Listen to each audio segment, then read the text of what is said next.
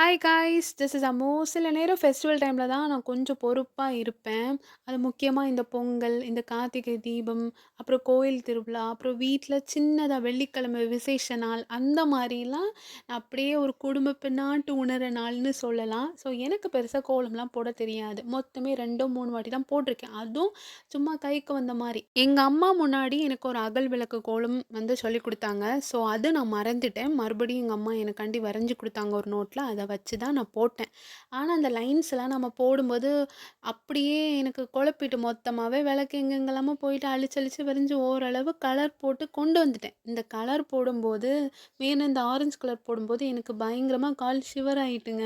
அதனால இந்த ஆரஞ்சு கலர்ல ஒரு டிசைனா ஒரு இதில ஃபுல்லா போட்டிருப்பேன். ஒரு 2, 3 இதில போட்டிருக்கவே மாட்டேன். அப்படி ஒரு வழியா முடிச்சுட்டேன். இன்னைக்கு ஃபாஸ்டிங் இருந்தனால பயங்கர டயர்டு நானு.